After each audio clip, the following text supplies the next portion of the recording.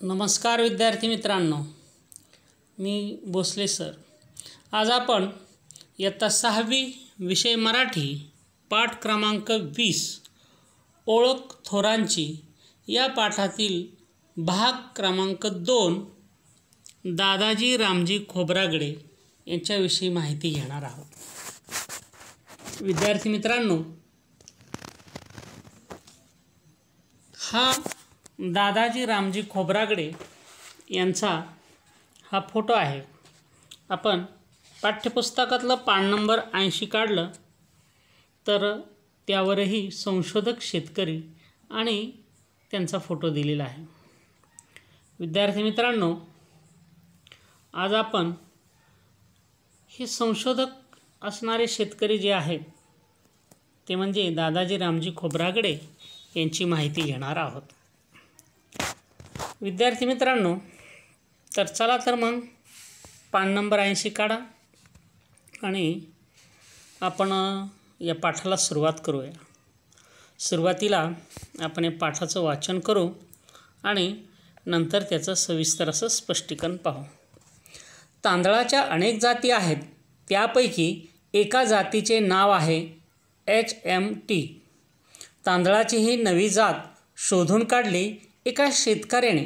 त्यांचे नाव दादाजी रामजी खोब्रागडे. ते चंद्रपूर जिल्ह्यातील नागभीड तालुक्यातील नांदेड या गावचे. दादाजींचे वडील रामजी ते फार काळजीपूर्वक शेती करायचे.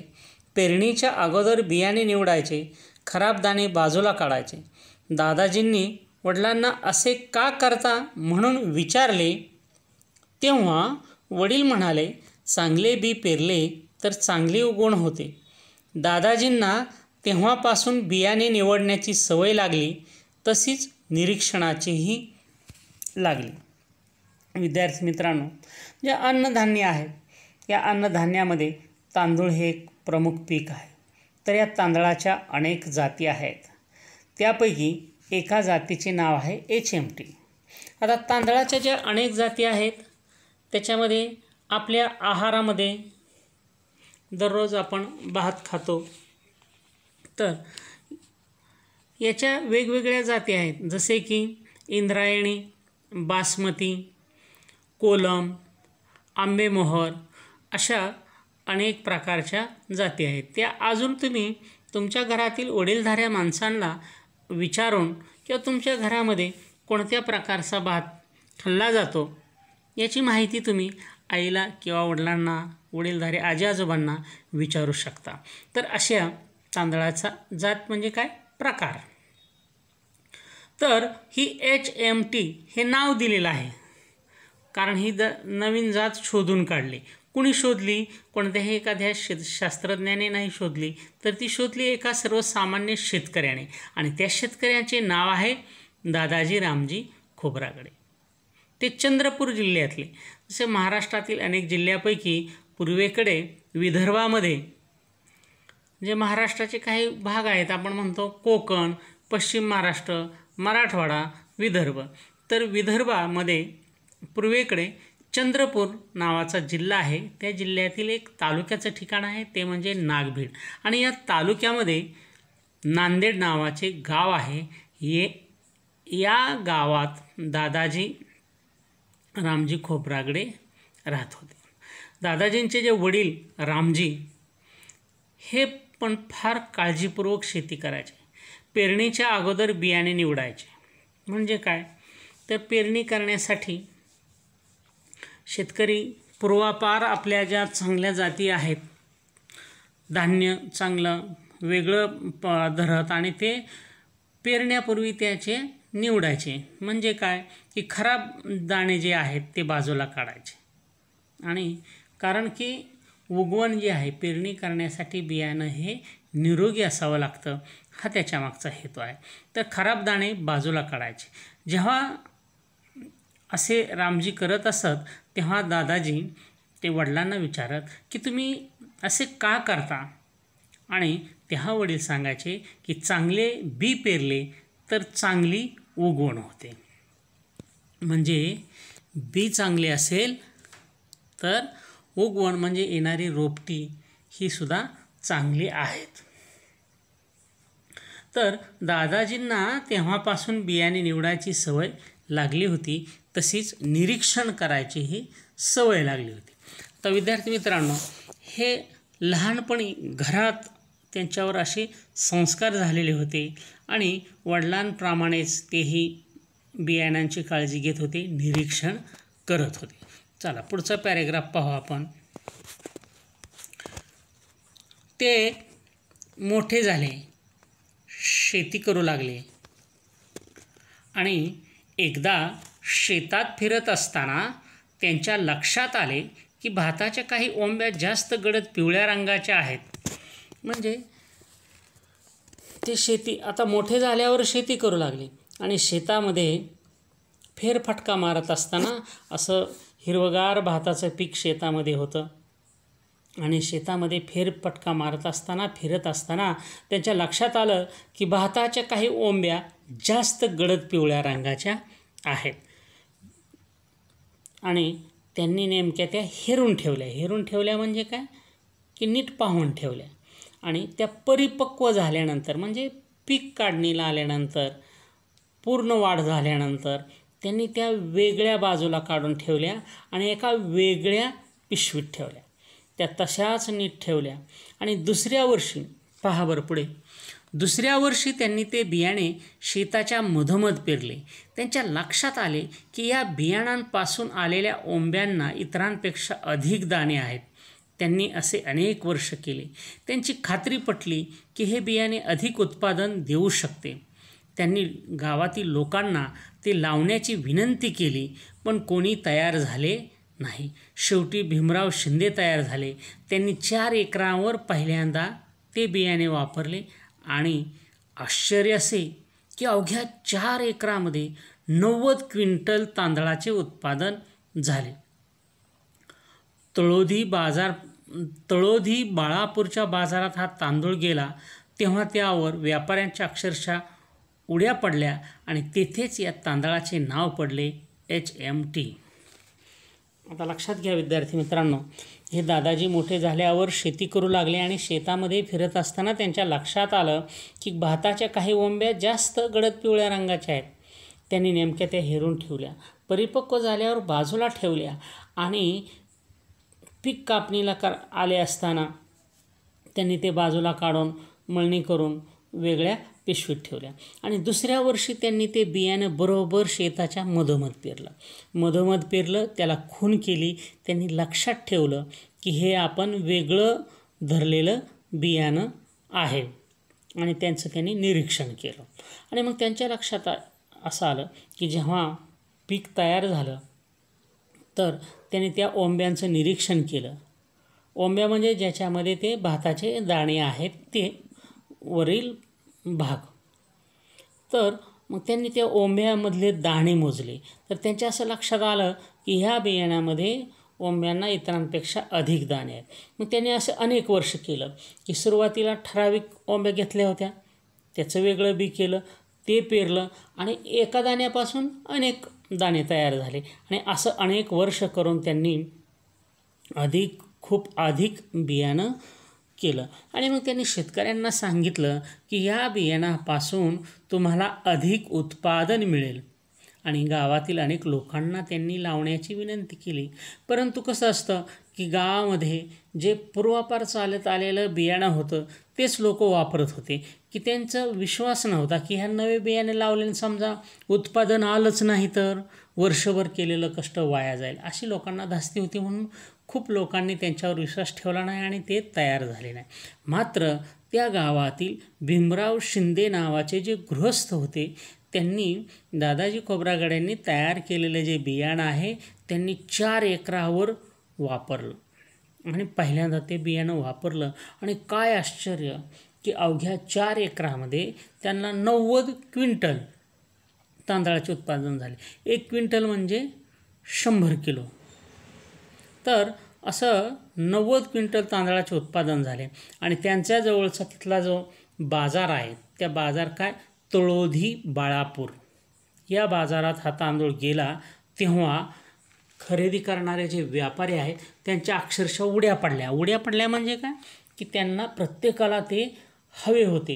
जे तांदूळ भीमराव शिंदेच्या शेतातून आलेले जे तांदूळ होते ते सर्वांना हवे होते आणि तिथेच लोकांनी त्याला नाव दिले HMT. पहा पुढे,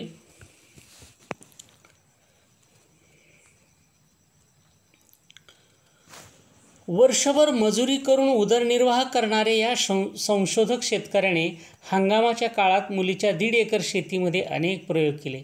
त्यांनी तांदळाचे एकूण 8 जाती शोधून काढले आहेत. या शेतकरी शास्त्रज्ञाला कृषीभूषणसह अनेक पुरस्कार मिळाले. अवघ्या 1.5 एकर शेतावर प्रयोग करणारा असा हा शेतकरी. आता या दादाजी खोब्रागडे यांना स्वतःची अशी जमीन नव्हती आणि वर्षभर ते शेतावर मजुरी करून उदरनिर्वाह म्हणजे पोट भरण्यासाठी आपण वेगवेगळे व्यवसाय करतो. कोणी नोकरी करतं, कोण व्यापार करतं, कोण शेती करतं. तर हे दादाजी खोब्रागडे उदरनिर्वाहासाठी काय करत होते? मजुरी करत होते दुसऱ्याच्या शेतावर, कारण त्यांना स्वतःचं शेत नव्हतं. आणि मग त्यांच्या मुलीचं जे शेत होतं ते पण शेती फार नव्हती, तर ती होती 1.5 एकर. आणि या शेतीमध्ये अनेक प्रयोग केले. जसे त्यांनी HMT तांदळाची जात शोधली, त्याचप्रमाणे त्यांनी तांदळाचे एकूण 8 जाती शोधून काढल्या. आणि त्यांच्या या थोर कार्याला, या थोर शेतकरी शास्त्रज्ञाला कृषीभूषण मानाचा हा पुरस्कार आहे. कृषीभूषण यासारखे अनेक पुरस्कार मिळाले. आणि अवघ्या 1.5 एकर शेतावर प्रयोग असणारा असा हा शेतकरी. विद्यार्थी मित्रांनो, ह्याने आपल्या हयातीत म्हणजे आपल्या जीवनभर शेतामध्ये अनेक प्रयोग केले. मात्र गेल्या वर्षी या संशोधक शेतकऱ्याचे निधन झालेले आहे. विद्यार्थी मित्रांनो, आपल्याला आवश्यक अशा अनेक गोष्टी आहेत की आपण आपल्या आवडीच्या क्षेत्रामध्ये संशोधन करू शकतो.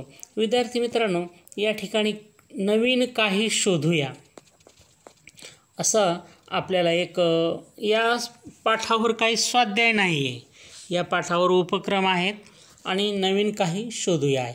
आता याच्यामध्ये काय, धान्य व फळांच्या दुकानात जा, खालील वस्तूंच्या जातीची नावे विचारा, यादी करा. आता धान्याच्या दुकानामध्ये गेला तर समजा ज्वारी, तर इथं ज्वारीचे काय नाव आहेत? उदाहरणार्थ मालदांडी. त्यानंतर डाळिंबाचे गणेश, भगवा अशी जाती आहेत किंवा नाव आहेत. गहू कल्याण, सोना किंवा आपण MP लोकवन म्हणतो, लोकवन आहे किंवा MP मधला तो आलेला असतो त्याला MP लोकवन म्हणतात.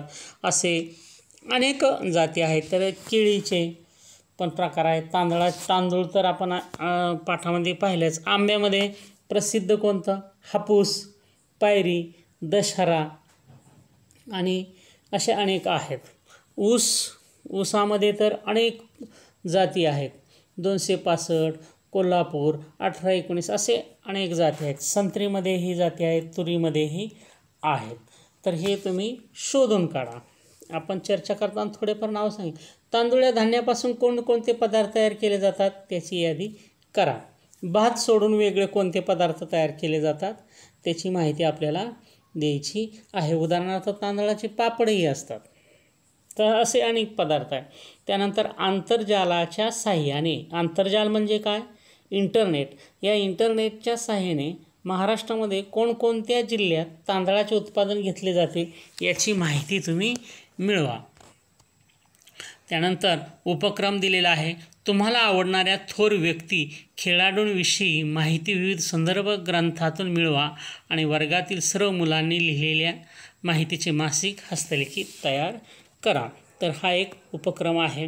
विद्यार्थी मित्रांनो, हा पाठ या ठिकाणी संपत आहे, परंतु आपण या पाठामध्ये जे वाक्प्रचार आलेले आहेत, वाक्प्रचार आणि त्यांचे अर्थ पाहूया. हे महत्त्वाचे आहे, कारण हा वाक्प्रचार हा सुद्धा एक व्याकरणाचा भाग असतो. म्हणून इथं मी त्याचे अर्थ दिलेत. वाक्प्रचाराचे अर्थ आपल्याला माहीत असेल तर त्यावरून आपल्याला वाक्प्रचारांचा वाक्यातही उपयोग करता येतो, ही गोष्ट लक्षात ठेवा. श्री गणेशा होणे म्हणजे सुरुवात होणे, आरंभ होणे, सुरुवात होणे किंवा आरंभ होणे. चित करणे, प्रतिस्पर्ध्याची पाठ जमिनीला टेकवणे. कुस्ती खेळामध्ये आपण खशाबा जाधव भाग 1 मध्ये हे पाहिले की चित करणे म्हणजे प्रतिस्पर्ध्याची पाठ जमिनीला टेकवणे. पट काढणे, प्रतिस्पर्धी मल्लाची, मल्ल म्हणजे पैलवान, प्रतिस्पर्धी मल्लाची टांग खेचणे. त्यानंतर धडे आत्मसात करणे म्हणजे काय, कौशल्य मिळवणे. त्यानंतर आहे तमा न बाळगणे म्हणजे परवा न करणे, न जुमानणे. त्यानंतर 6 आहे हेरून ठेवणे. हेरून ठेवणे म्हणजे नीट पाहून ठेवणे. आणि या ठिकाणी 7वा आकडा टाकायचा राहिलेला आहे. तो 7वा आहे उदरनिर्वाह करणे. उदरनिर्वाह करणे म्हणजे पोट भरणे. विद्यार्थी मित्रांनो, हे वाक्प्रचार आपण आपल्या वर्गपाठाच्या वहीमध्ये लिहायचे आहेत आणि त्यांचे अर्थ पाठ करायचे आहेत. विद्यार्थी मित्रांनो, या ठिकाणी इयत्ता 6वीच्या मराठीचा आपली चाचणी क्रमांक 2 आहे. या चाचणी क्रमांक 2चा अभ्यासक्रम या ठिकाणी संपलेला आहे. तर आपण हे वाक्प्रचार आणि त्याचे अर्थ आपण वर्गपाठाच्या वहीत लिहायचे आणि पाठांतरही करायचे आहेत. धन्यवाद.